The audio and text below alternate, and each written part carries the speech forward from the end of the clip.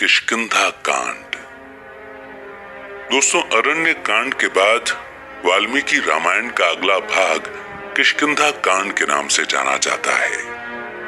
इस कांड में महर्षि वाल्मीकि ने 2455 श्लोकों और 67 सर्ग के माध्यम से माता सीता के अपहरण के बाद प्रभु श्री राम द्वारा उनकी खोज में किए गए प्रयत्नों एवं अन्य प्रसंगों का वर्णन किया है।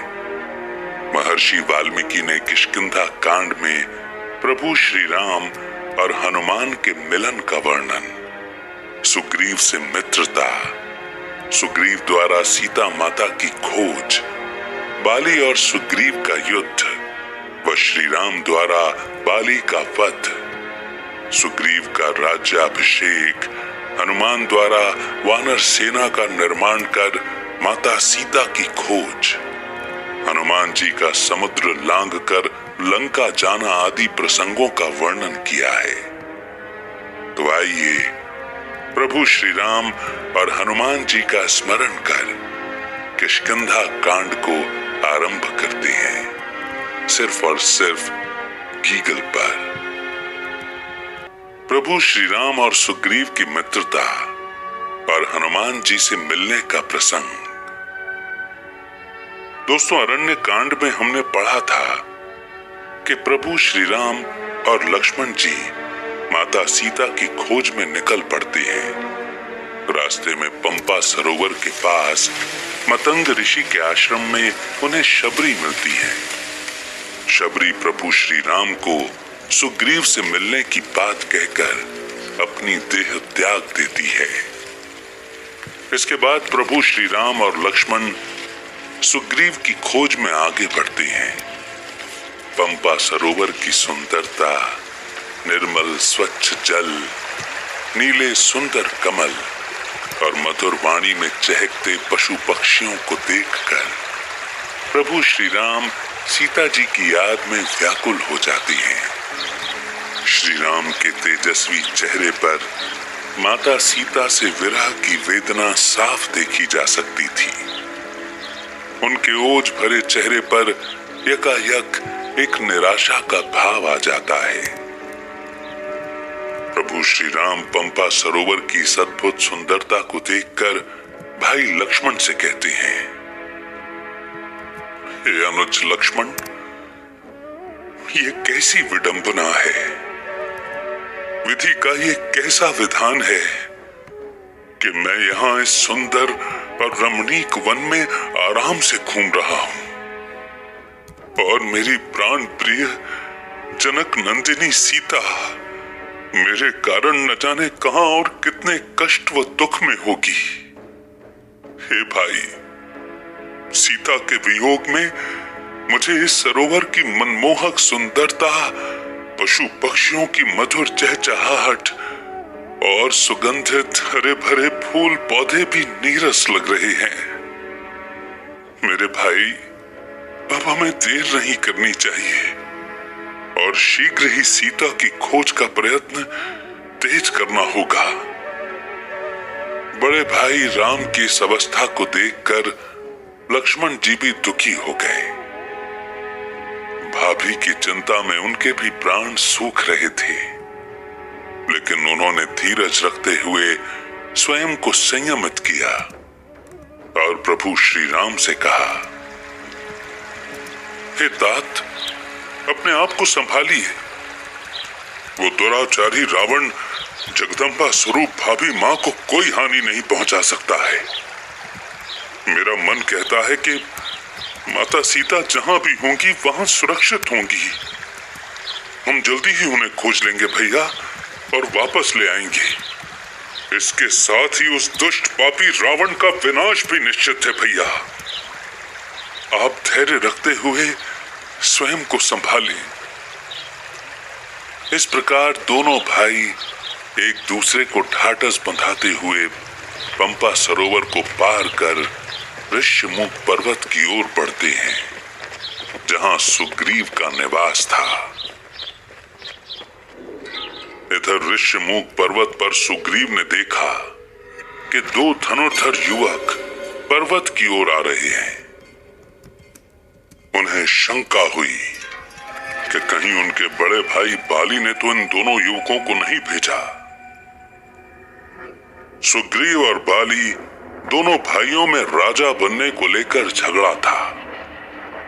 बाली सुग्रीव से ज्यादा बलशाली था। इसी कारण बाली सुग्रीव को मारकर राज्य हड़पना चाहता था।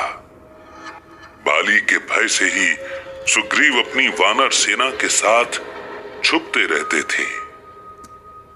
महान तपस्वी मतंग ऋषि के दिए शाप के कारण बाली ऋष्यमुख पर नहीं आ सकता था।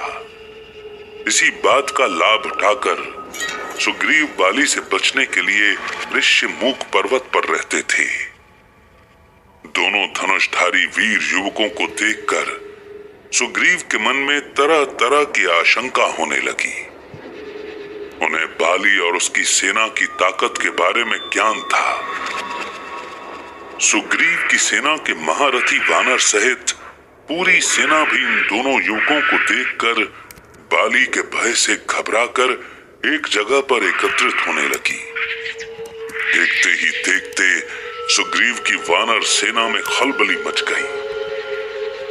अपनी सेना को इस तरह डरा हुआ देखकर सुग्रीव भी व्याकुल हो गए।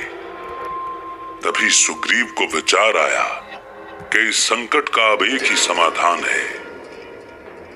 सुग्रीव की सेना में बलवान, बुद्धिमान, तेजवान और कई विद्याओं के ज्ञाता एक ऐसे सैनिक थे जो बाकी सभी वानरों से भिन्न थे।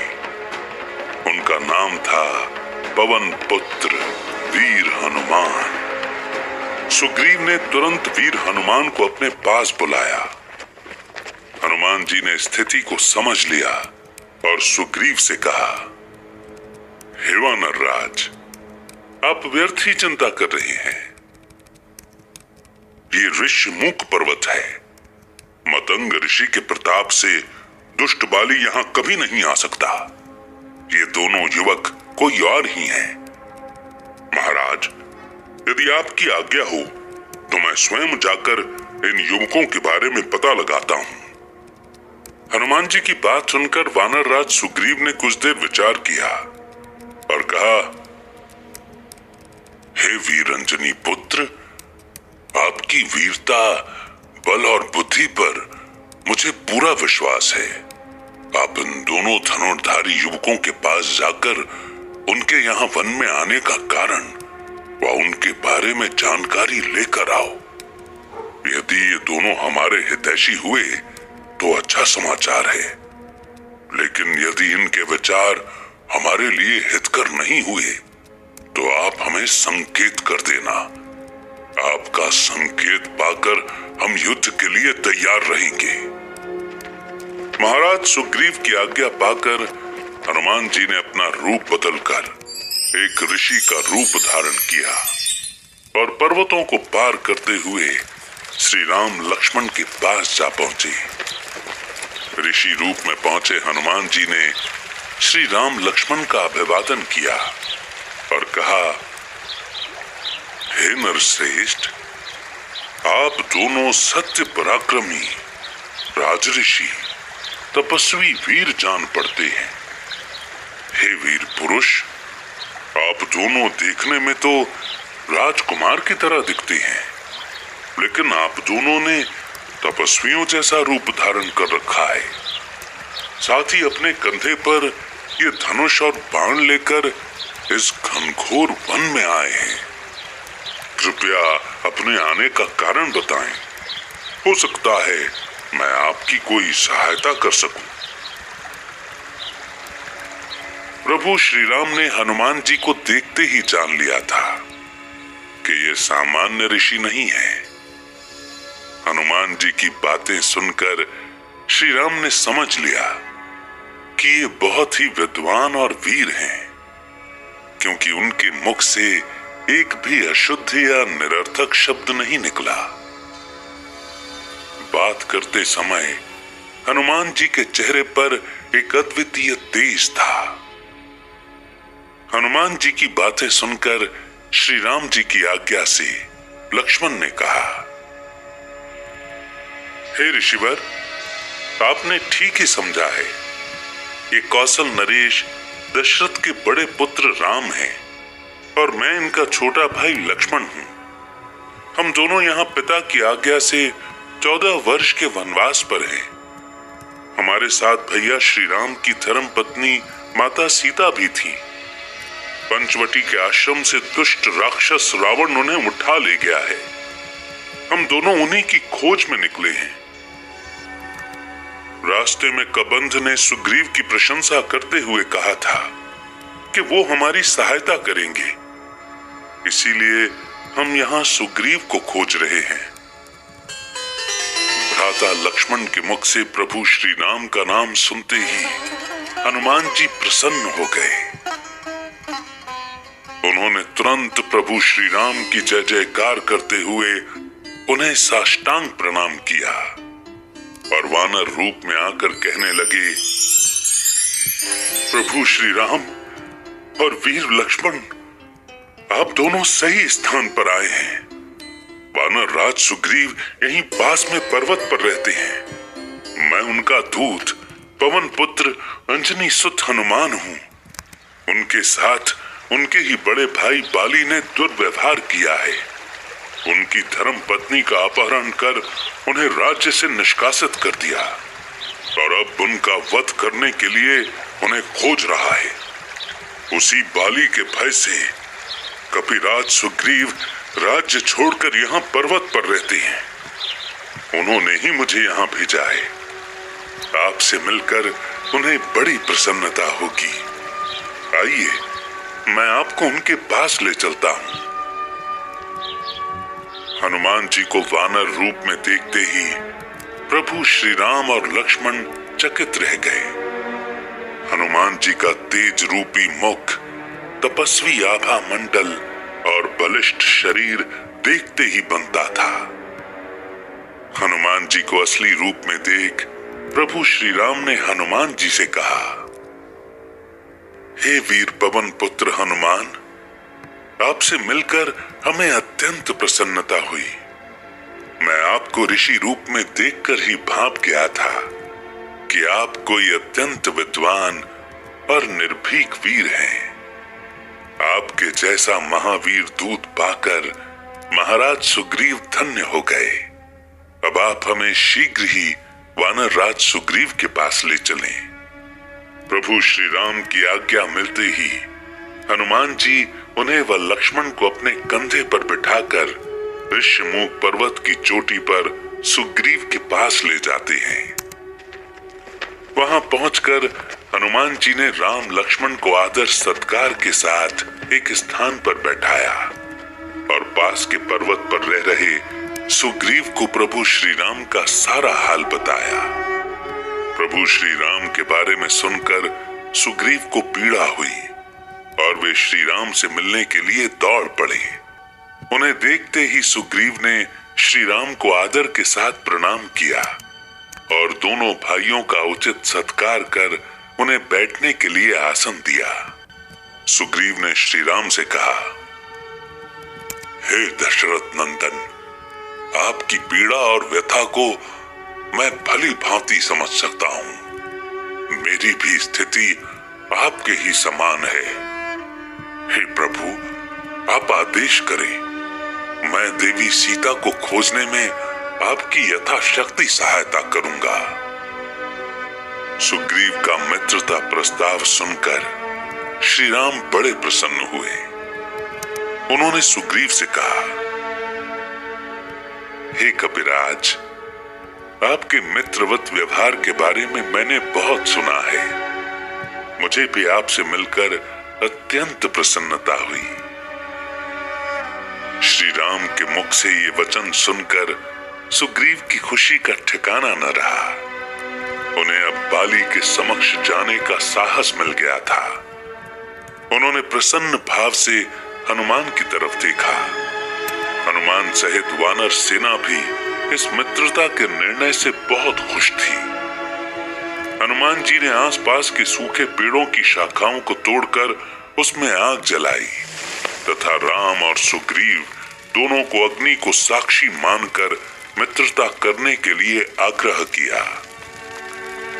श्री राम और सुग्रीव दोनों ने अग्नि को साक्षी मानकर एक दूसरे के प्रति मित्र रहने की प्रतिज्ञा की। श्री राम ने कहा, हे कपिराज, मैं अग्नि देव के सामने प्रतिज्ञा करता हूं कि आज से आप हमारे मित्र हुए। आपके सुख दुख को हम अपना सुख दुख मानेंगे। उपकार करना ही मित्र का लक्षण है। विपत्ति में सहायता करने वाला ही सच्चा मित्र होता है। मित्रता करना सहज है, पर उसे निभाना कठिन है। मैं आपकी सभी प्रकार से सहायता और रक्षा करने का वचन देता हूं। इसके बाद सुग्रीव ने भी ऐसी ही प्रतिज्ञा ली और दोनों ने इस विधि को पूरा किया। इसके बाद राम ने सुग्रीव को गले लगाया और उन्हें उनका राज्य व पत्नी वापस दिलाने की बात कही। सुग्रीव श्री राम के इस व्यवहार से भावुक हो गए। उन्होंने राम से कहा, हे प्रभु, मैं भी आपको वचन देता हूं कि देवी सीता की खोज में पूरी सहायता करूंगा। सुग्रीव ने आगे बताया, हे प्रभु, कुछ समय पहले एक मायावी राक्षस अपने उड़ने वाले विमान में एक निरीह स्त्री को बलपूर्वक ले जा रहा था। मेरा अनुमान है कि वो देवी सीता ही थी।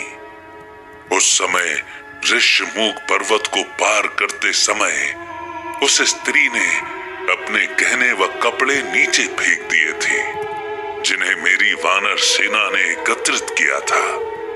अब एक बार उन गहनों को देख लीजिए, हो सकता है वे देवी सीता के ही गहने हों। सुग्रीव के मुख से ये बात सुनकर श्री राम व्याकुल हो उठे।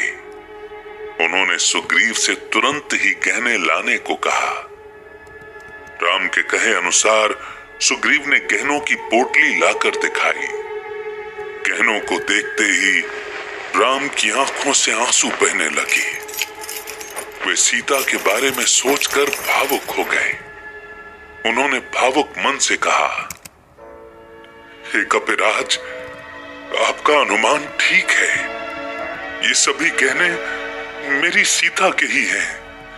न जाने किस अवस्था में होगी मेरी सीता। ये कहते हुए श्री राम रुआंसे हो गए। उन्होंने गहने दिखाते हुए लक्ष्मण से भी पूछा। इस पर लक्ष्मण ने उत्तर दिया, भैया, कानों के कुंडल और बाजूबंद के बारे में तो मैं कुछ नहीं कह सकता, क्योंकि मेरे लिए भाभी माँ के मुख को देखना पाप कर्म के समान है। हाँ, लेकिन मैं माता सीता की पायल को अवश्य पहचानता हूँ, क्योंकि नित्य सवेरे उनके पैर छूते समय मेरी दृष्टि उन पर पड़ती थी। आभूषणों को देखकर श्री राम शोक सागर में डूब गए। तब सुग्रीव ने उन्हें धीरज बंधाया और कहा, हे प्रभु, आप जैसे वीर पुरुष को इस तरह से निराश नहीं होना चाहिए। आप आज्ञा करें प्रभु, मैं हर प्रकार से आपकी सहायता करूंगा। सुग्रीव की बात सुनकर प्रभु श्री राम ने अपने आप को संभाला और सुग्रीव से कहा, हे मित्र, सीता को खोजने से पहले मुझे तुम्हारे और बाली के बारे में विस्तार से बताओ। इस पर सुग्रीव ने अपनी व बाली के बीच की लड़ाई के बारे में बताते हुए कहा, हे रघुकुल नंदन, मेरा बड़ा भाई बाली बहुत ही बलवान और वीर योद्धा है। उसके बल के सामने बड़े से बड़े राक्षस भी नष्ट हो जाते हैं। हम दोनों भाइयों में बहुत समानताएं हैं।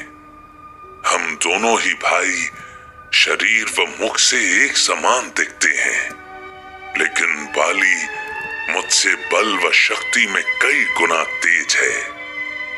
हमारे पिता ऋक्षरजा की मृत्यु के बाद बड़े भाई बाली को किष्किंधा राज्य का राजा बनाया गया और मैं उनके साथ सेवक के रूप में रहता था। उन दिनों मायावी नाम के एक राक्षस ने किष्किंधा राज्य में आतंक मचाया था। उसे मारने के लिए बाली ने मुझे भी अपने साथ ले लिया था। बाली और मायावी में बहुत दिनों तक भयंकर युद्ध चला, लेकिन मायावी बचता हुआ एक सकरी गुफा के अंदर जा छिपा। बाली ने उसे बहुत ललकारा, लेकिन वो गुफा से बाहर नहीं आया।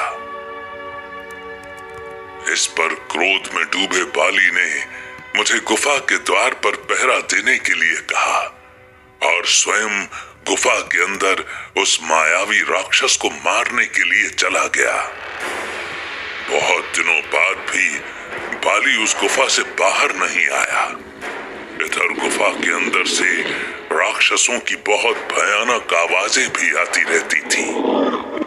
बहुत महीने बीतने के बाद भी जब बाली गुफा से बाहर नहीं आया तो मेरा मन बहुत व्याकुल हो उठा। गुफा के द्वार से रक्त की धारा देख मैंने बाली को मरा हुआ समझ गुफा के द्वार को एक पत्थर की चट्टान से बंद कर दिया। बड़े भाई मृत्यु के शोक में रोते हुए मैं किष्किंधा पहुंचा और सभी को ये बात बताई। पूरे किष्किंधा नगरी में शोक की लहर थी। एक राज्य को बिना राजा के नहीं छोड़ा जा सकता। इसी कारण मैंने किष्किंधा राज्य की बागडोर अपने हाथ में ले ली। इधर कुछ साल बीतने के बाद एक दिन अचानक बड़े भाई बाली किष्किंधा नगरी आ पहुंचे। उन्होंने उस मायावी राक्षस का वध कर दिया था, लेकिन मुझे अपने राज सिंहासन पर देख और गुफा के द्वार पर उस चट्टान को देख बाली के क्रोध का ठिकाना न रहा।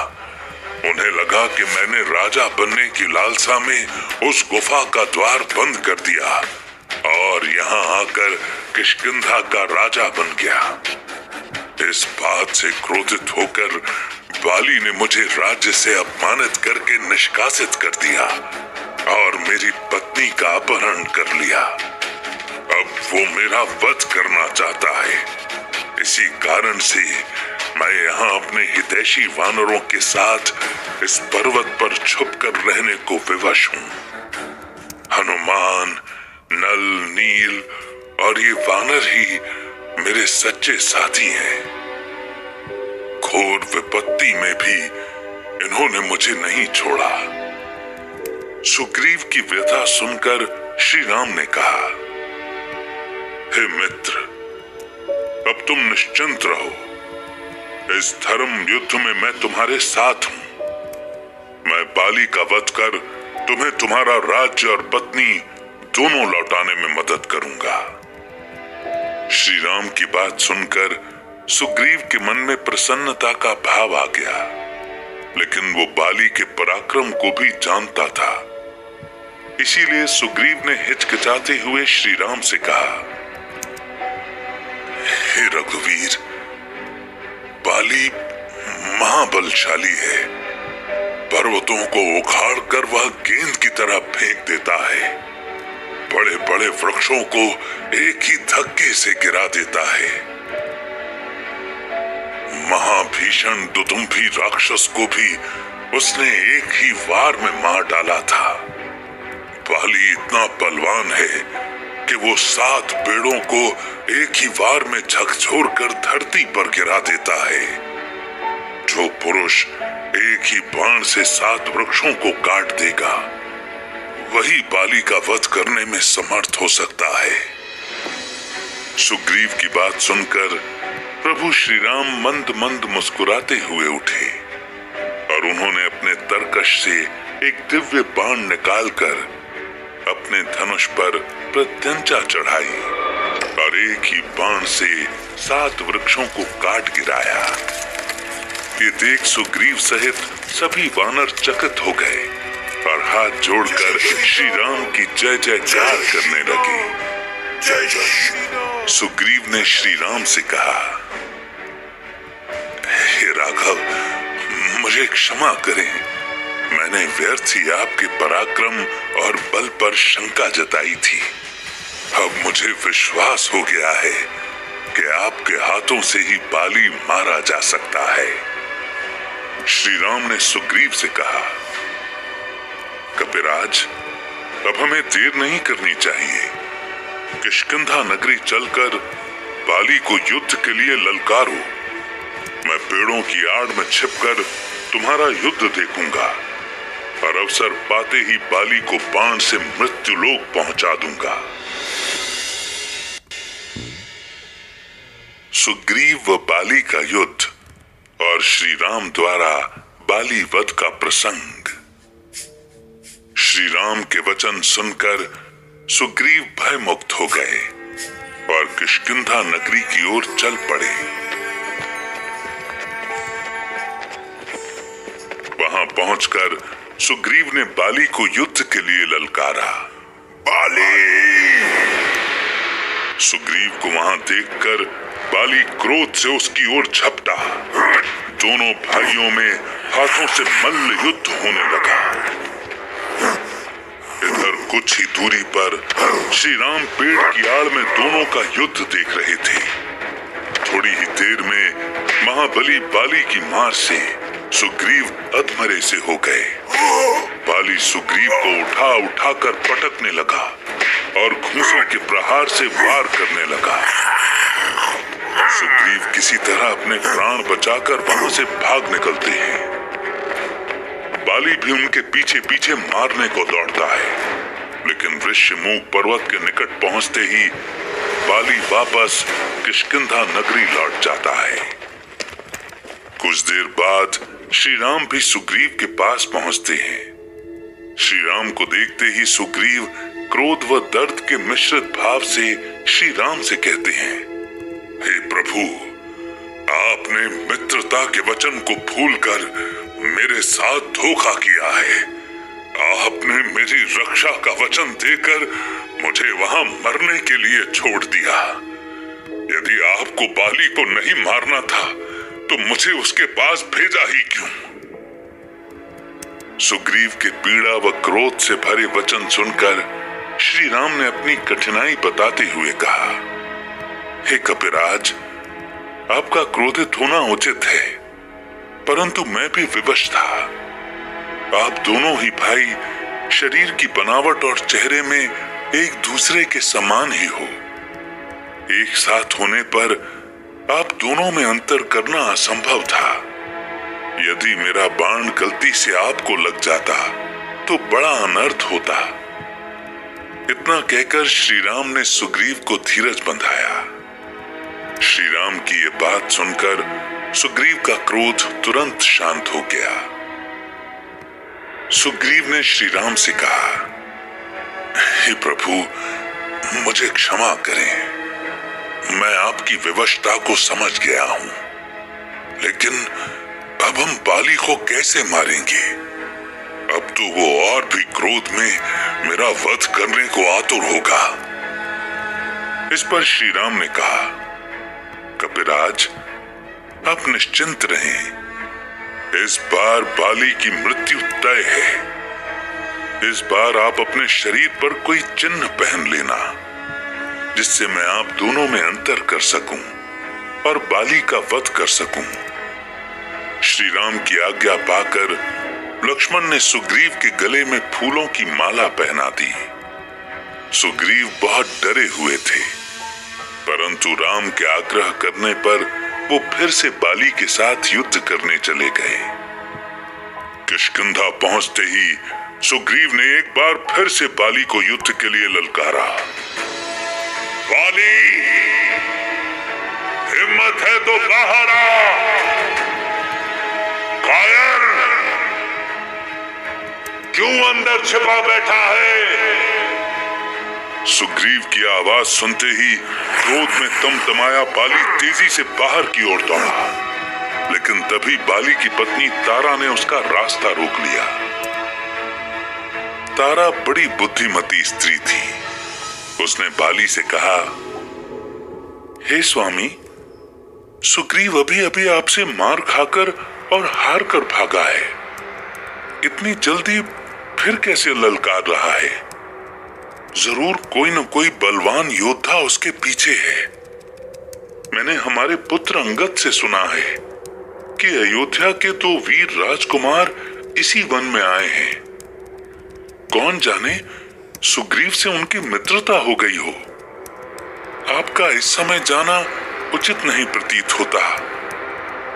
मेरा सुझाव है कि आप एक बार गुप्तचरों से सही बात का पता लगा लें।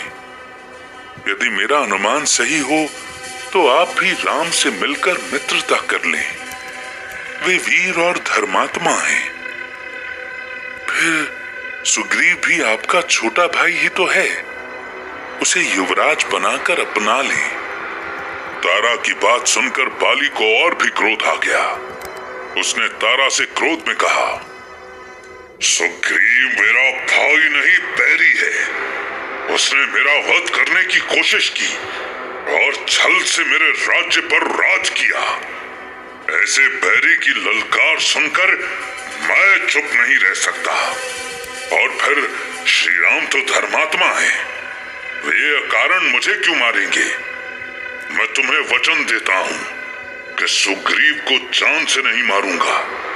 बस उसका अहंकार चूर करके उसे छोड़ दूंगा। तारा की बात को अनसुना कर बाली अपने महल से बाहर निकल गया। सुग्रीव को देखते ही वो उस पर झपट पड़ा। बाली ने तेजी से सुग्रीव को एक घूंसा मारा। बाली के प्रहार से सुग्रीव धरती पर गिर पड़े और उनके मुंह से रक्त बहने लगा। लेकिन वो फिर से संभल कर युद्ध करने लगे। धीरे धीरे सुग्रीव का बल क्षीण होने लगा। इधर राम कुछ दूरी पर पेड़ की आड़ से युद्ध को देख रहे थे। सुग्रीव को व्याकुल देखकर राम ने एक दिव्य बाण को अपने धनुष पर चढ़ाया और बाली को लक्ष्य बनाकर छोड़ दिया।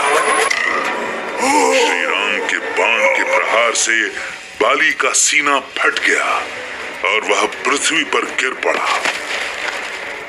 बाली के गिरते ही सुग्रीव के सभी साथी भी वहां आ गए। धरती पर मरणासन्न बाली ने देखा कि सामने धनुष चढ़ाए राम खड़े हैं।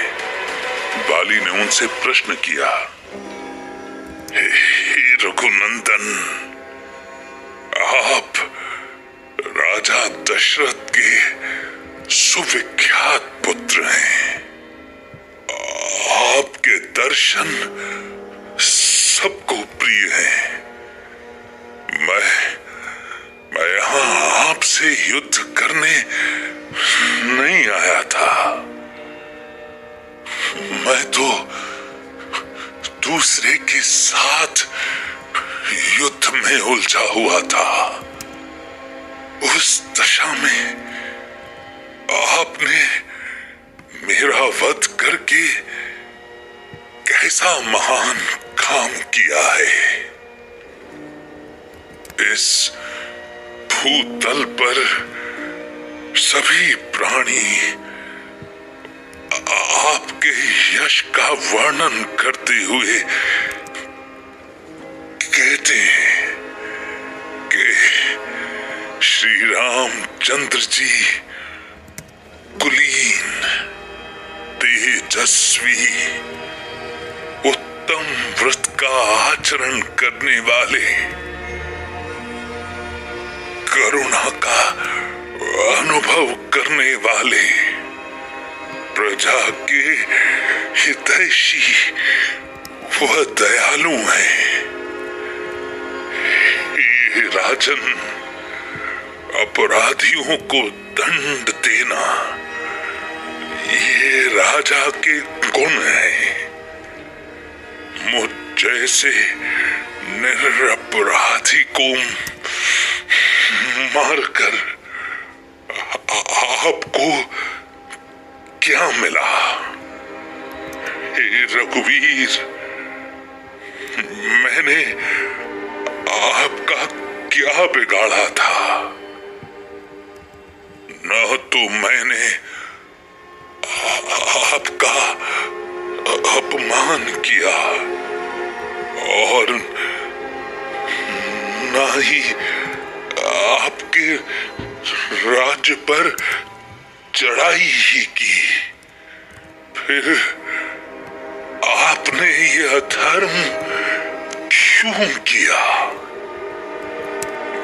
मेरी पत्नी तारा ने मुझे आपके बारे में बताया था, परंतु मुझे लगा कि आप जैसा धर्मात्मा मुझे युद्ध में पीछे से वार करके नहीं मारेगा। मुझे तो आप कपट वेशधारी छलिया लगते हैं। संसार को क्या जवाब देंगे? लड़ना ही था तो सामने से आकर लड़ते।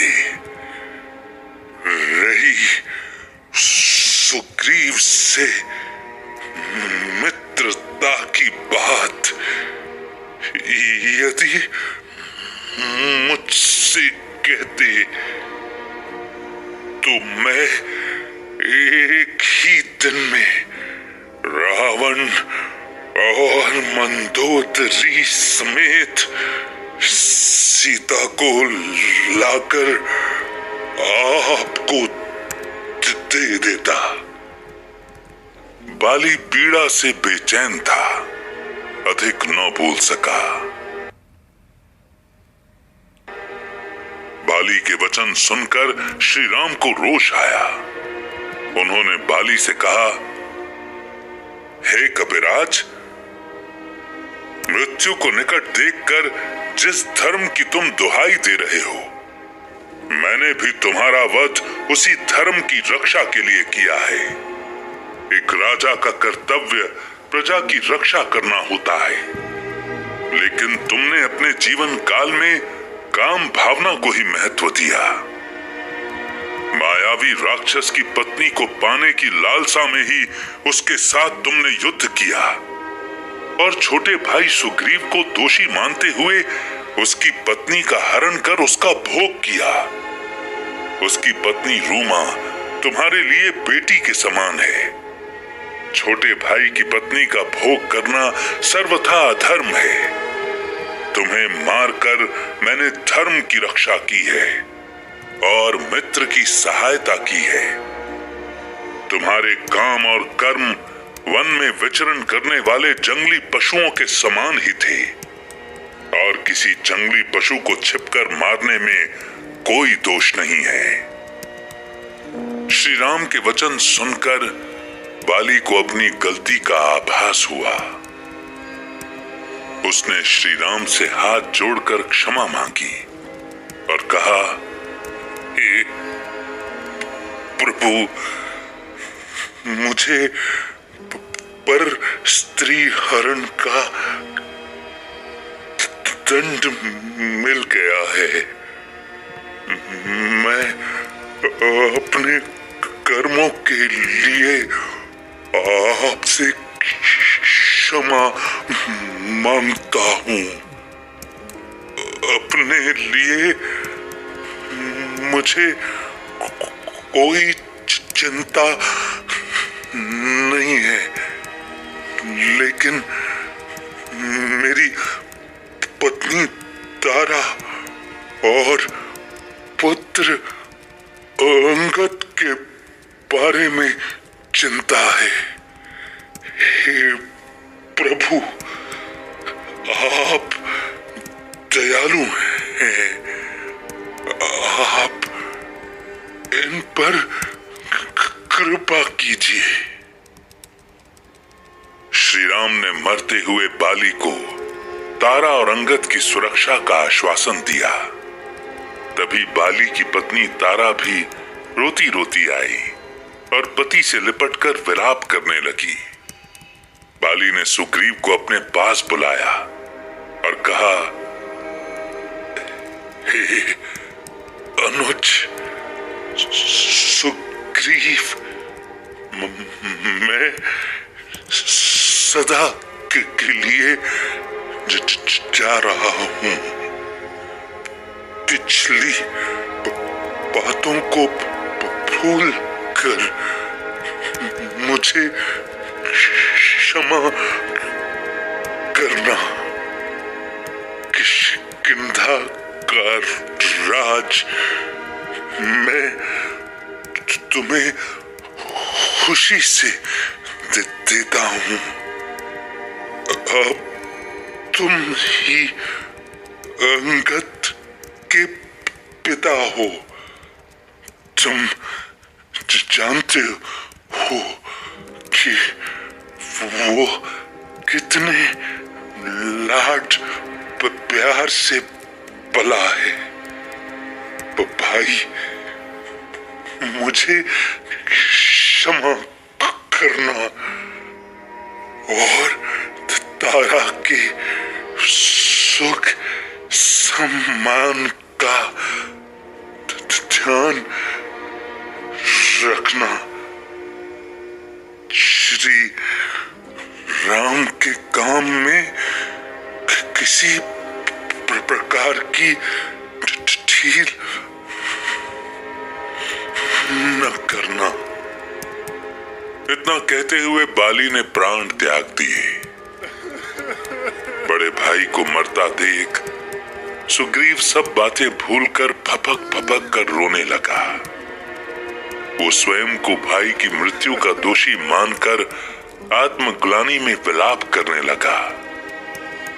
उसने श्री राम से कहा, हे प्रभु, मैं अपने भाई की हत्या कर राज्य का सुख नहीं भोग सकता।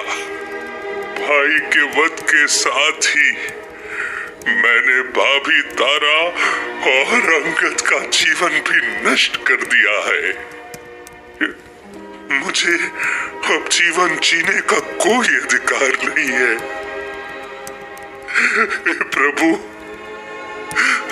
मुझे आज्ञा दे, मैं जीते जी अग्नि में समाकर अपने प्राण त्याग दूंगा और प्रायश्चित करूंगा।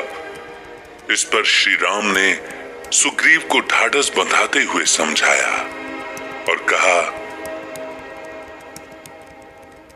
हे कपिराज, इसमें आपका कोई दोष नहीं है। ये तो विधाता की नियति है। जन्म और मृत्यु किसी के वश में नहीं है। महाबली बाली को अपने कर्मों के कारण प्राण गंवाने पड़े। अब आप विलाप छोड़कर उनके अंतिम क्रिया की तैयारियां करें। श्री राम के ढाढ़स भरे शब्दों को सुनकर सुग्रीव ने स्वयं को संभाला। इधर बाली की पत्नी तारा और पुत्र अंगद का भी रो रोकर बुरा हाल था। श्री राम और हनुमान ने तारा, सुग्रीव, अंगद व अन्य वानरों को समझा बुझाकर धीरज बंधाया। इसके बाद सुग्रीव ने विधि पूर्वक बाली की अंत्येष्टि की। बाली की अंतिम क्रिया के बाद सुग्रीव सहित सब वानर राम के पास वापस लौट कर आ गए। राम ने सुग्रीव से कहा, वानर राज, अब नगर में जाकर अपना राज तिलक कराओ और अंगद को अपना युवराज बनाओ। वर्षा ऋतु आ गई है। मैं और लक्ष्मण यहीं पास के पसरवन नामक पहाड़ पर रहेंगे। वर्षा ऋतु के समाप्त होते ही हमें सीता की खोज में आगे बढ़ना होगा। श्री राम की बात सुनकर सुग्रीव ने कहा, हे प्रभु, जैसी आपकी आज्ञा होगी वैसा होगा। मैं आपको वचन देता हूं कि वर्षा ऋतु समाप्त होते ही वानर सेना के साथ देवी सीता की खोज में निकल जाऊंगा। लक्ष्मण द्वारा सुग्रीव को चेतावनी देना व वानर सेना द्वारा सीता की खोज। सबसे विदा लेकर सुग्रीव किष्किंधा नगर में चले गए। वहां विधि विधान से सुग्रीव का राज्याभिषेक किया गया। वह अंगद को किष्किंधा का युवराज घोषित किया गया। इसी बीच सुग्रीव ने बड़े भाई बाली को दिए वचन के अनुसार तारा से विवाह कर लिया। सुग्रीव तारा व रूमा के साथ अपने महल में रहने लगे। धीरे धीरे समय बीतता गया। सुग्रीव दोनों पत्नियों व राज्य के सुख के साथ भोग विलास में डूब गए और राम को दिया हुआ अपना वचन भूल गए। इधर वर्षा काल बिताने के लिए श्री राम और लक्ष्मण पसरवण पर्वत पर एक गुफा में रहने लगे। अब वर्षा काल समाप्त होने को था, लेकिन सुग्रीव की ओर से कोई संदेश नहीं आया। श्री राम भी सीता के वियोग में व्याकुल थे। समय बीतने के साथ ही उन्हें सीता की चिंता सताने लगी। इस बीच हनुमान जी सुग्रीव के पास गए और उन्हें अपने कर्तव्य की याद दिलाने का प्रयत्न किया। हनुमान ने सुग्रीव से कहा, हे वानर राज, आपने यश और राज्य दोनों प्राप्त कर लिए। लक्ष्मी के समान 2 पत्नियां व वीर पुत्र भी आपके पास है, लेकिन अभी मित्र धर्म निभाना शेष है। आपने श्री राम को जो वचन दिया था उसे निभाने का समय बीत रहा है। अब आपको शीघ्र ही सीता की खोज का प्रयत्न तेज गति से शुरू कर देना चाहिए। मित्र को दिए गए वचन को नहीं निभाना अपार कष्ट और पाप का कारण बनता है।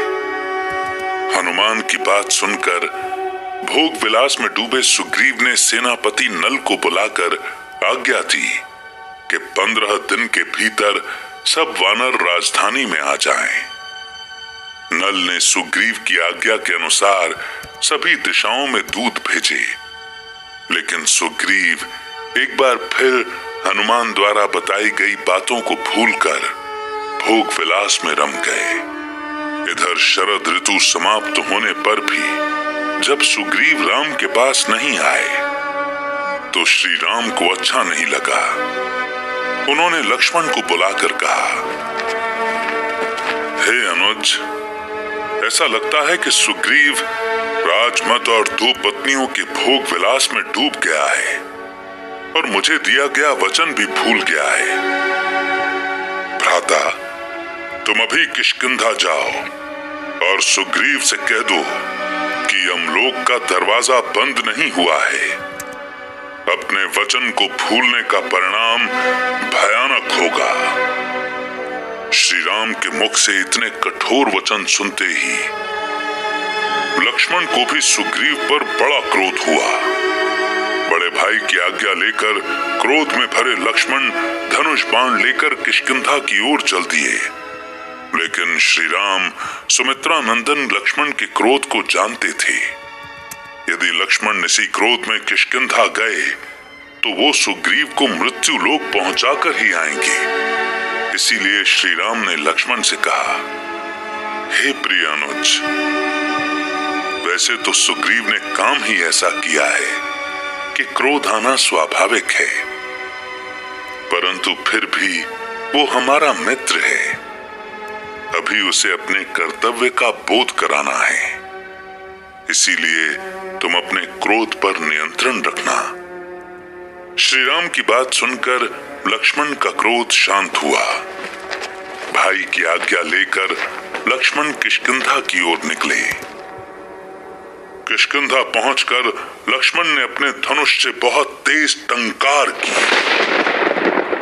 लक्ष्मण के धनुष की टंकार से किष्किंधा राज्य में हलचल मच गई। सुग्रीव सहित सभी वानर और पशु पक्षी भय से कांपने लगे।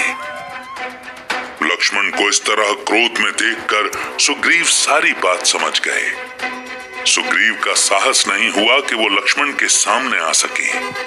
इसीलिए उसने तारा से इस बारे में बात की। तारा ने साहस दिखाया और महल से बाहर आकर लक्ष्मण का अभिवादन करते हुए कहा, हे दशरथ नंदन, हे रघुवंशी, कृपया आप शांत हो जाएं। मैं आपके क्रोध को भली भांति समझ सकती हूं। आप मुझ पर विश्वास कीजिए, मैं महाराज सुग्रीव को समझा दूंगी। तारा की बात सुनकर लक्ष्मण का क्रोध कुछ कम हुआ, लेकिन लक्ष्मण सुग्रीव से मिलने के लिए महल के अंदर चले गए। लक्ष्मण को देखते ही सुग्रीव के प्राण सूख गए। उन्हें साक्षात काल का दर्शन हो गया। लेकिन श्री राम के वचन याद कर लक्ष्मण ने अपने क्रोध को संयमित करते हुए सुग्रीव को फटकार लगाई। लक्ष्मण ने सुग्रीव से कहा, हे राजन, सत्यवादी अपनी इंद्रियों को संयमित रखने वाले और उपकार के बदले दिए वचन को निभाने वाले राजा का ही संसार में मान होता है। अपने मित्र को मुश्किल में छोड़कर अपने दिए वचन को भूलकर काम और भोग विलास में रमा हुआ व्यक्ति पाप का अधिकारी है। आपने श्री राम के किए उपकार और मित्र को दिए वचन को भूलकर अपराध किया है। श्री राम दयालु और धर्मात्मा हैं, इसीलिए आप जीवित हैं। यदि आपने तुरंत अपने वचन के अनुसार कार्य आरंभ नहीं किया तो आप श्री राम के क्रोध का भागी बनने के लिए तैयार रहें। लक्ष्मण के ऐसे क्रोध भरे कठोर वचन सुनकर सुग्रीव को अपनी गलती का आभास हो गया। वो हाथ जोड़कर लक्ष्मण के सामने बैठ गए और कहने लगे, हे रघुवंशी लक्ष्मण, आपने मेरी आंखें खोल दी। मैं आपसे और श्री राम से हाथ जोड़कर क्षमा मांगता हूं। राजपाट और स्त्रियों को पाकर मैं भोग विलास में डूब गया था और अपने कर्तव्य को भूल गया था। आप मुझे क्षमा करें, मुझे अपनी गलती का आभास हो गया है। अब आप जैसा ठीक समझें वैसा करें। सुग्रीव की बात सुनकर लक्ष्मण ने उन्हें उठाया और कहा, हे राजन, अपने अपराध को स्वीकार कर आपने उत्तम कार्य किया है। गलती को स्वीकार करने से सारे अपराध क्षमा हो जाते हैं। इसलिए अब आप भय मुक्त होकर प्रभु श्री राम के कार्य में शीघ्र लगें। लक्ष्मण की बात सुनकर सुग्रीव को राहत मिली। उन्होंने तुरंत हनुमान को बुलावा भेजा और कहा,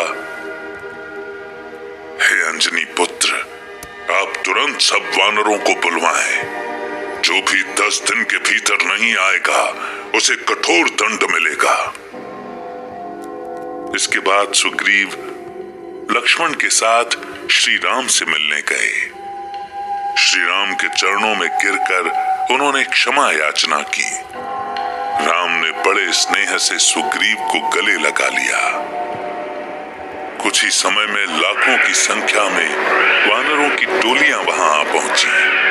नल, नील, अंगद और हनुमान के साथ लाखों वानर प्रस्रवण पर्वत पर आ गए। साथ ही जामवंत के पीछे पीछे भालुओं की बड़ी भारी संख्या भी वहां श्री राम के कार्य में सहायक बनने के लिए आ पहुंची थी। लाखों की संख्या में वानर, भालुओं और जामवंत को देखकर श्री राम बहुत प्रसन्न हुए।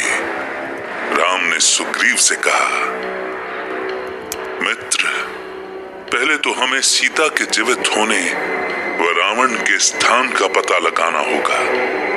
उसके बाद ही आगे की रणनीति तय करनी होगी। सीता का पता लगाने के लिए वानरों को भेजना होगा। श्री राम की आज्ञा से सुग्रीव ने वानर दल को 4 दिशाओं के अनुसार 4 भागों में बांटा। प्रत्येक दल के लिए एक वीर, एक नायक का चयन किया गया। सुग्रीव ने सभी वानरों को देवी सीता के अपहरण, मायावी राक्षस रावण, द्वीपों और वनों का पूरा पूरा विवरण भी बता दिया। सुग्रीव की सेना के वीर वानर विनत की अगुवाई में एक दल पूर्व दिशा की ओर भेजा गया। वहीं पत्नी तारा के पिता और अपने ससुर पराक्रमी वानर सुषेण के नेतृत्व में वानरों का एक दल पश्चिम दिशा की ओर माता सीता की खोज में रवाना हुआ। सुग्रीव ने अपनी सेना के एक और वीर सेना नायक शतबली को वीर वानरों की टोली लेकर उत्तर दिशा में जाने की आज्ञा दी। इसके साथ ही महाबली हनुमान, नल, नील आदि चुने हुए वानरों की टोली बाली पुत्र अंगद के नेतृत्व में दक्षिण की ओर भेजी गई। उनके साथ भालुओं का एक दल लेकर पराक्रमी जामवंत भी साथ गए। जाने से पहले श्री राम ने हनुमान जी को पास बुलाया और कहा, हे वीर हनुमान, ये अंगूठी, ये मेरी निशानी है।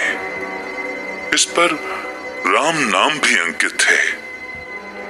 यदि तुम्हें सीता मिलती है तो तुम मुझे ये अंगूठी दिखाना। मेरी ये निशानी देखकर सीता समझ जाएंगी कि तुमको मैंने भेजा है। हनुमान जी ने श्री राम को प्रणाम करते हुए उस मुद्रिका अर्थात अंगूठी को अपने पास रख लिया और श्री राम से आज्ञा लेकर माता सीता की खोज में निकल पड़े। सुग्रीव ने सबसे कहा, हे वीर वानरों, आप सभी के पराक्रम की अब परीक्षा है। 1 माह के भीतर सभी को देवी सीता के बारे में समाचार लेकर लौटना होगा। बिना समाचार लिए लौटने वाले दल को मृत्यु दंड मिलेगा। राजा सुग्रीव की आज्ञा पाकर चारों वानर दल सीता की खोज में चारों दिशाओं पूर्व, पश्चिम, उत्तर, दक्षिण के लिए निकल पड़े।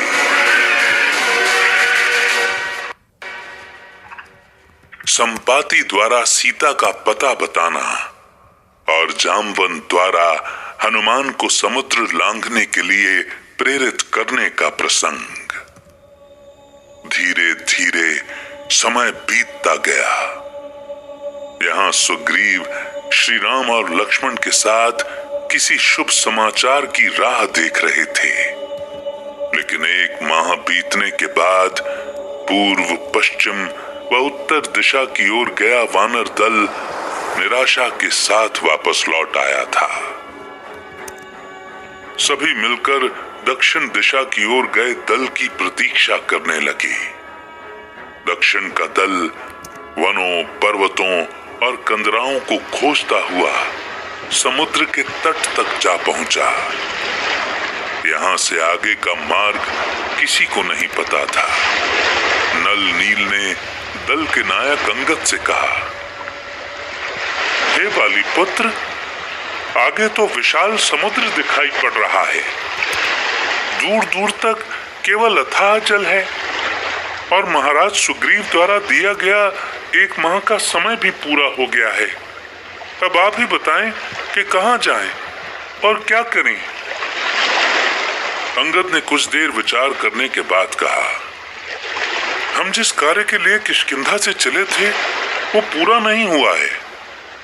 यदि ऐसे ही लौटे तो महाराज सुग्रीव के हाथों मृत्यु निश्चित है। अब न आगे जा सकते हैं और न पीछे। मेरे विचार में हम सभी को यहीं अपने प्राण त्याग देने चाहिए। अंगद के वचन सुनते ही पूरे दल में हाहाकार मच गया। आधे वानर अंगद की बात को सही मानकर वहीं आमरण अनशन पर बैठ गए। इस कोलाहल भरी स्थिति को देखकर हनुमान आगे आए और कहा, हे बाली पुत्र, आप तो वीर योद्धा हैं।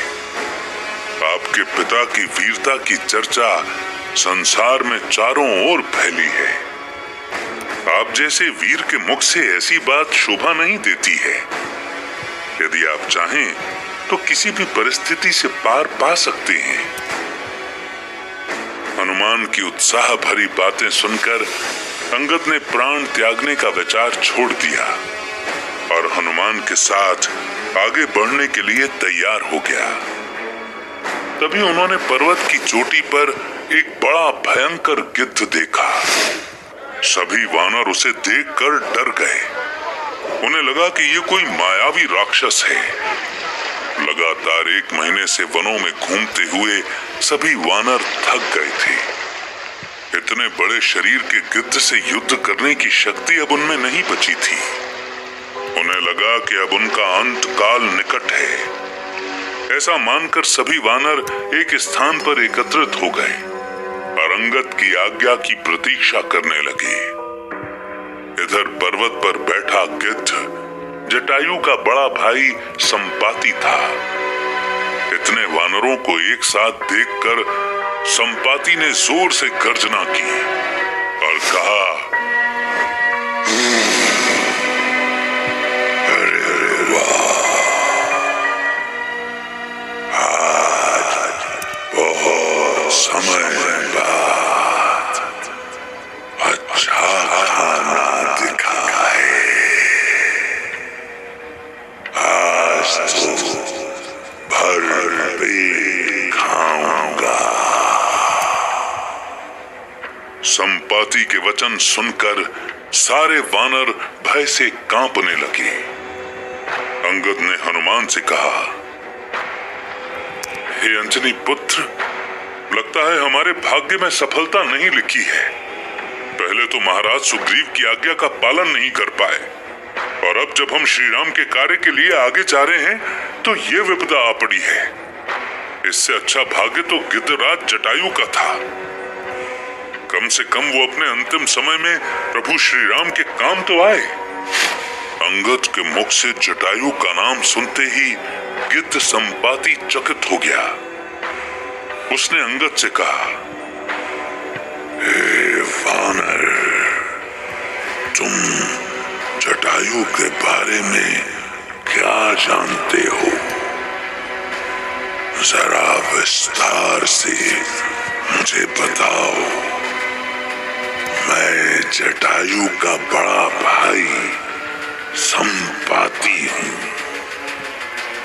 संपाति के कहने पर अंगद ने श्रीराम के वनवास, रावण द्वारा सीता के अपहरण व जटायु द्वारा सीता को बचाने के प्रयास में प्राण गंवा देने की बात कह सुनाई।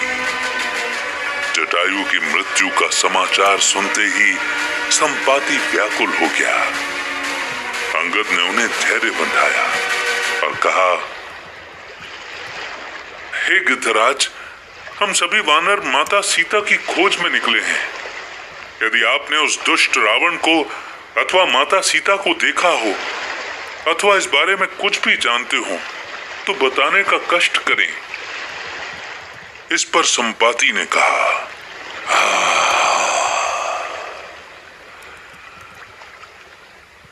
मैं अब बूढ़ा हो गया हूं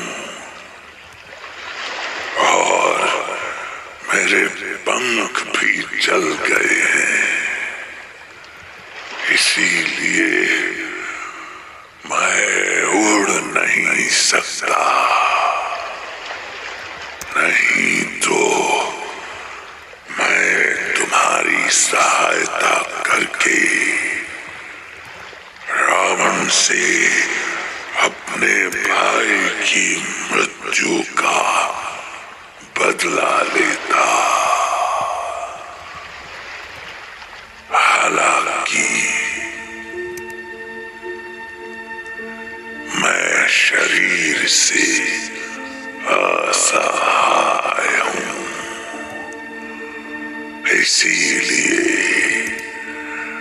रावण को मारने में तुम्हारी सहायता नहीं कर सकता। लेकिन फिर भी जो मैंने देखा वो बताता हूं।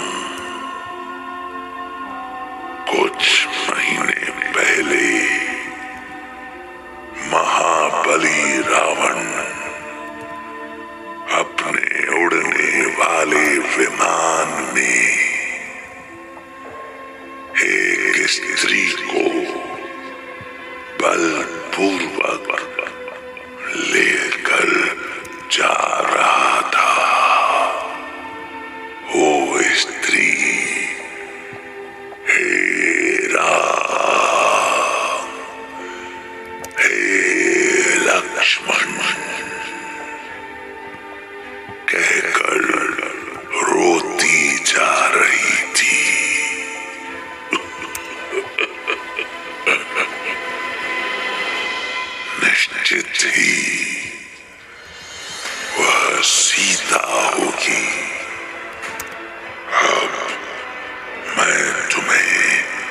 उस राक्षस का पता बताता हूं। समुद्र के किनारे तुम लोग दक्षिण तक चलते जाओ। वहां से समुद्र के उस पार 100 योजन की दूरी पर एक द्वीप है। उस द्वीप पर मायावी राक्षस रावण अपनी मायावी स्वर्ण नगरी लंका में रहता है। ये लंका नगरी पूरी तरह सोने की भांति चमकती है। इसके चारों ओर भयंकर राक्षसों का पहरा है। आगे संपाति बताते हैं, हम गिद्धों को भी करुणों की भांति दूर तक देखने की दिव्य शक्ति मिली हुई है। इस समय मैं देख पा रहा हूं कि देवी सीता उसी लंका में कैद है। देवी सीता को एक सुंदर से बगीचे में वीभत्स राक्षसियों के बीच कैद कर रखा है। देवी सीता उदास मन से टक आकाश को निहार रही है, मानो वो किसी की प्रतीक्षा कर रही हो। संपाति के मुख से ये वचन सुनते ही अंगद, हनुमान, नल, नील व जामवंत सहित पूरे वानर दल में प्रसन्नता की लहर दौड़ गई। माता सीता के जीवित होने की बात सुनते ही हनुमान का मन प्रसन्न व शांत हो गया। संपाति ने आगे कहा, अब तुम सब इस 100 योजन की दूरी को पार कर उस द्वीप पर जाने का प्रबंध करो। मुझे भी अपने साथ समुद्र के तट तक ले चलो। मैं वहां अपने भाई जटायु को जलांजलि देना चाहता हूं। सभी वानर मिलकर गिद्धराज संपाति को लेकर दक्षिण के तट तक जा पहुंचे। अब समुद्र को लांघकर लंका पहुंचने की योजना पर विचार होने लगा। अंगद ने सभी वानरों को अपनी अपनी शक्ति का प्रदर्शन करने के लिए कहा कि वो एक छलांग में 20 योजन की दूरी तय कर सकता है। दूसरे ने कहा कि वो एक छलांग में 30 योजन की दूरी तय कर सकता है। इसी तरह सभी वानर अपनी अपनी शक्ति के बारे में बताने लगे। तभी अंगद ने जामवंत की ओर देखकर कहा, हे तात, आप भी तो अद्वितीय शक्तियों के ज्ञाता हो, आप ही कोई उपाय बताएं। इस पर जामवंत ने कहा, हे बाली पुत्र, मैं अपने युवावस्था की अर्थात जवानी के दिनों में बहुत शक्तिशाली हुआ करता था। उन दिनों में 100 योजन से भी ज्यादा की दूरी मैं एक बार में तय कर सकता था, लेकिन अब मैं बूढ़ा हो चुका हूँ। अब अपनी पूरी शक्ति के साथ प्रयास करने पर भी मैं 90 योजन तक की ही दूरी तय कर सकूंगा। जामवंत की बात सुनकर अंगद निराश हो गया। तभी जामवंत ने कहा, हे पुत्र, तुम निराश न हो।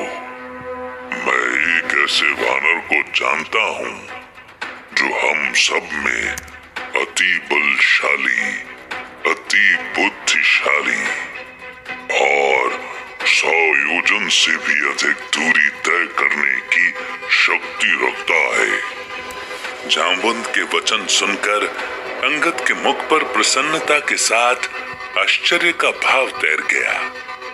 उसने जामवंत से कहा, हे तात, कौन है ऐसा वीर योद्धा? आप कृपा करके शीघ्र ही उसका परिचय कराइए, जिससे हम लंका तक जाकर माता सीता का हाल जान सके। तब जामवंत ने हनुमान की ओर देखते हुए कहा, यही है वह वीर बलशाली वानर जो 100 योजन की दूरी पार कर समुद्र के उस पार लंका तक जा सकता है। जामवंत की बात सुनकर स्वयं हनुमान, अंगद, नल, नील व अन्य सभी वानर भी चकित रह गए। जामवंत ने हनुमान से कहा, हे वीर, लगता है तुम्हें अपनी शक्तियों के बारे में जानकारी नहीं है। तुम तो तपस्वी अंजनी देवी व वायु देव के पुत्र हो। तुम्हारे पास इतनी शक्तियां और सामर्थ्य हैं कि तुम चाहो तो अकेले ही उस दुष्ट रावण का संहार कर सकते हो। आओ, मैं तुम्हें तुम्हारी शक्तियों के बारे में बताता हूं। हे पुत्र, तुमने अपने बाल्यकाल में सूर्य देवता को एक फल समझकर खाने के लिए 300 योजन की दूरी सरलता से तय कर अंतरिक्ष तक का मार्ग तय किया था।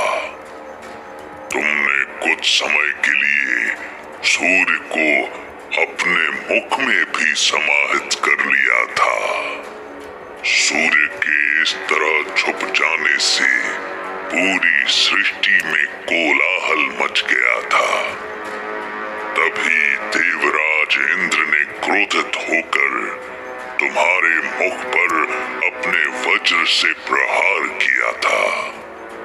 इंद्र के वज्र प्रहार से तुम्हारे मुख का बायां भाग खंडित हो गया था, जिसके बाद तुम्हें हनुमान के नाम से जाना जाने लगा।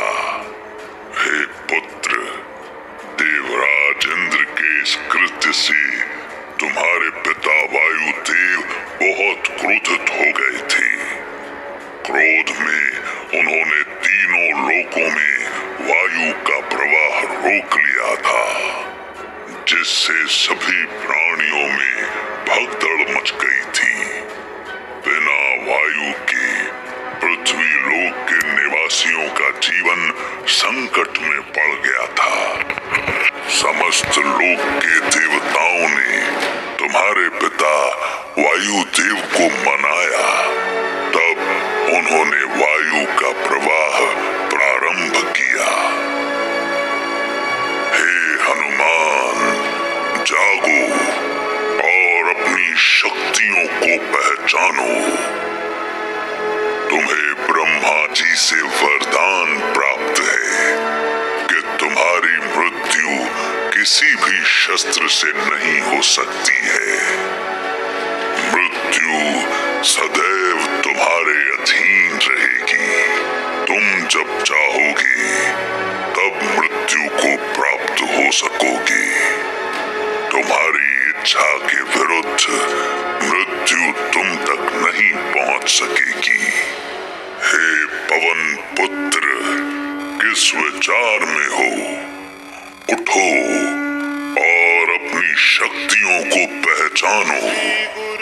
हे हनुमान, तुम एक ही छलांग में इस पूरे समुद्र को पार कर सकते हो। हे वीर, अब उठो और श्री राम के कार्य को पूरा करो। जामवंत के वचन सुनकर हनुमान जी में एक अलग ही स्फूर्ति का संचार हो गया। उन्होंने जामवंत को प्रणाम किया और जाने की आज्ञा मांगी। जामवंत, अंगद, नल, नील सहित सभी वानरों ने उन्हें शुभकामनाएं देकर विदा किया। हनुमान जी ने अपनी शक्तियों को याद किया और समुद्र को पार करने के लिए एक बड़ी छलांग लगाई और समुद्र तट के पास स्थित महेंद्र पर्वत की चोटी पर जा खड़े हुए। महेंद्र पर्वत की चोटी की ऊंचाई से हनुमान जी को समुद्र स्पष्ट रूप से दिखाई पड़ रहा था। अब तो बस एक छलांग लगाकर 100 योजन की दूरी तय कर लंका नगरी तक जाना शेष था।